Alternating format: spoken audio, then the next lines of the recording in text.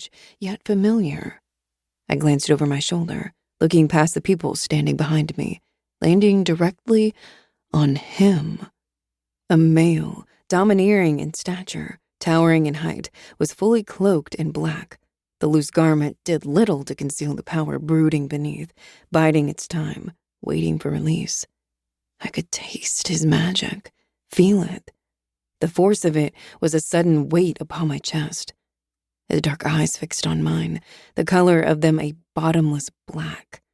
I nearly gasped, nearly took a step back, but I held firm, reasoning that the shadows crafted by his hood played a role in the illusion of his otherworldly eyes. Surely, they must be a dark brown.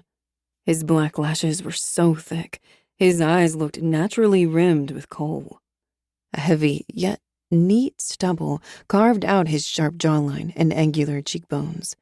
Every one of his features dripped with untamed masculinity, the kind mothers warned their daughters about. I couldn't avert my eyes, and as it would seem, neither could he. Another unnatural, horrified scream came from the poor girl, and it drove a dagger through our locked gaze, my attention darting back to her. The flames started out small, slowly wiggling their way closer to her, as if cozying up to an old lover. Feral and wild, she thrashed about, her bindings biting deeply into her flesh. A gentle breeze sifted through, coaxing the flames to reach higher until they lapped at her bare ivory feet.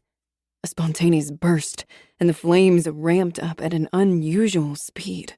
A tang of magic drifted on the air. I knew who it came from, but when I looked over my shoulder, the cloaked male was no longer there. The gurgled, nightmarish screams were one thing, but the smell of burning flesh was entirely another.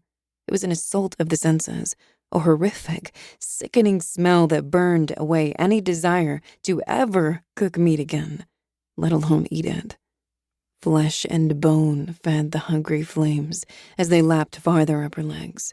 This was not the first cleansing I'd experienced, nor would it be my last. But that never made them easier.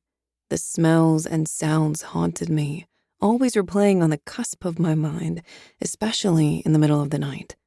The soldiers liked to put their own unique twists on the cleansing: a cut-out tongue, severed ears, gouged-out eyes, or something else more sinister. They were always thinking of ways to create a memorable spectacle that would leave the villagers cowering in fear, and it always worked. Despite the buildup, there was one factor that never changed. The cleansing always ended in flames. But the flames had not consumed her yet, and maybe, just maybe, I could save a life.